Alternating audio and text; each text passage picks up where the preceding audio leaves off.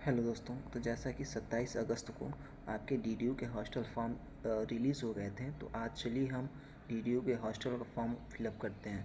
सबसे पहले आपको क्रोम ब्राउज़र से DDU hostel apply online search करना है और यहाँ पे डीडीयू की पहली वेबसाइट पे क्लिक करना है। जैसे ही आप पहली वेबसाइट पे क्लिक करेंगे वैसे डीडीयू का पोर्टल खुल के ओपन हो जाएगा। डीडीयू का पोर्टल खुलते ही आप यहाँ पे क्रिएट एन अकाउंट पे क्लिक करेंगे। जैसे आप क्रिएट एन अकाउंट पे क्लिक करेंगे तो यहाँ पे डीडीयू की तरफ से पॉपअप आएगा। यहाँ पे सबसे पहले आप अपना नाम डालेंगे, फिर ईमेल आईडी डालेंगे, फिर स्टूडेंट टाइप पे सेलेक्ट करेंगे। फ्रेशर 2025-26 के हैं आप। उसके बाद अपना पासवर्ड डाल के कंफर्म करेंगे। उसके बाद सबमिट पे क्लिक करेंगे तो आपका लॉगिन हो जाए साइन इन हो जाएगा।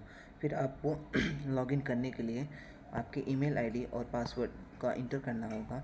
जैसे ही आप ईमेल आईडी और पासवर्ड इंटर करके साइन इन करेंगे डीडीयू का दूसरा पेज खुल जाएगा। डीडीयू के दूसरे पेज पे लिखा हुआ है आपका पूरा डिटेल रहेगा और कुछ इंस्ट्रक्शन भी है। पहले हॉस्टल का फ़ी स्ट्रक्चर क्या है इस पर आप क्लिक करके देख लेंगे। हॉस्टल का फी स्ट्रक्चर आपको देखने के लिए सबसे पहले आप इसका PDF डाउनलोड करके देखेंगे। रूम रेंट आपका 2600 है और सिंगल सीटर के लिए, अगर आप डबल सीटर लेते हैं तो 2400 पड़ेगा। उसके बाद अगर आप ये सब टोटल है, अगर टोटल आप मेस के साथ रूम लेते हैं तो आपको डबल सीटर के लिए 41,475 रुपये पड़ेगा और सिंगल सीटर के लिए 42,675 रुपये पड़ेगा। टोटल विदाउट मेस के लिए आपको डबल सीटर 8200 रुपये पड़ेंगे और डबल सीटर 9400 रुपये पड़ेंगे। तो ये सब आप देख सकते हैं डाउनलोड करके खुद ही। तो चलते हैं हम अपने फॉर्म फिलअप करने के प्रोसेस पे। उसके बाद जब आप फॉर्म फिलअप करने आएंगे तो यहाँ पे एक एंटी रैगिंग एफिडेविट बनवाना है। तो इसका एक फॉर्मेट है, फॉर्मेट में ही आपको एफिडेविट बनवाना है। तो यहाँ पे क्लिक करेंगे, आपको देखेंगे फॉर्मेट क्या होगा।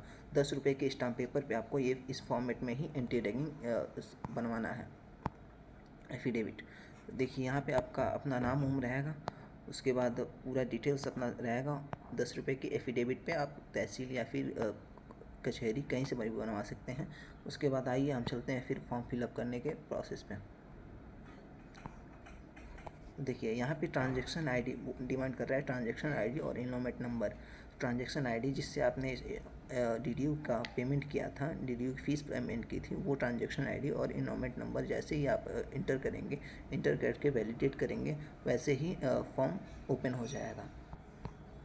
देखिए डीडीयू के हॉस्टल का फॉर्म ओपन हो गया। यहाँ पे आपका नेम है, फिर स्टूडेंट टाइप है, फिर ईमेल आईडी आपका है, फिर जेंडर आपको सिलेक्ट कर लेना है, मोबाइल नंबर डालना है, आपको कैटेगरी डालनी है, उसके बाद हॉस्टल का नेम डालना है। इस समय 2 हॉस्टल के लिए एप्लीकेशन खुला हुआ है, स्वर्गीय राम प्रताप शुक्ला हॉस्टल और स्पोर्ट्स हॉस्टल के लिए 2 हॉस्टल के मतलब खुले हुए हैं।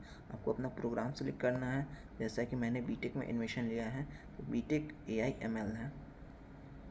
बीटेक AIML नहीं शो कर रहा है तो बीटेक CSC आप डाल सकते हैं, या फिर जो भी आपका प्रोग्राम हो यहाँ पे प्रोग्राम सेलेक्ट करके आप यहाँ पे डाल सकते हैं, ठीक है। उसके आगे आप जब जैसे जाएंगे सेमेस्टर फिर सेलेक्ट करना होगा। सेमेस्टर फर्स्ट डालेंगे आप क्योंकि फ्रेशर आप हैं। उसके बाद आपका एंट्रेंस एग्ज़ाम में कितना नंबर पाए थे, टोटल मार्क्स कितना था, ये सब भरेंगे। फिर आधार नंबर अपना डालेंगे, फिर डेट ऑफ बर्थ डालेंगे, फिर ब्लड ग्रुप और कंट्री डालेंगे। उसके बाद पेरेंट्स डिटेल डालेंगे आप, पिताजी का नाम, मम्मी का नाम और उसके बाद कॉरेस्पॉन्डिंग एड्रेस डालेंगे। फिर ये सब फिलअप करने के बाद आपको डॉक्यूमेंट अपलोड करने होंगे। तो अपना फ़ोटो अपलोड करना है, फिर साइन अपलोड करना है आपको, फिर आधार कार्ड की फ़ोटो अपलोड करना है, बैक और फ्रंट दोनों का अपलोड करना है। फिर फादर और मदर का फ़ोटो अपलोड करना है। फिर आपको फादर या मदर का फ्रंट और बैक एंड का आधार कार्ड का अपलोड करना है फ़ोटो। फिर लोकल गाइडेंस, अगर आप कहीं दूसरे शहर से हैं और किसी के पास किसी गोरखपुर में आपका कोई लोकल गाइडेंस है, उसके साथ आप रूम लेके रह रहे हैं तो उसका फ़ोटो अपलोड कर सकते हैं, या फिर अपने पेरेंट्स का ही अपलोड कर सकते हैं। उसके बाद नीचे आएंगे तो जो आप एफिडेविट बनवा के लाए हैं तहसील से या फिर कचहरी से, वो आप यहाँ पे अपलोड करेंगे।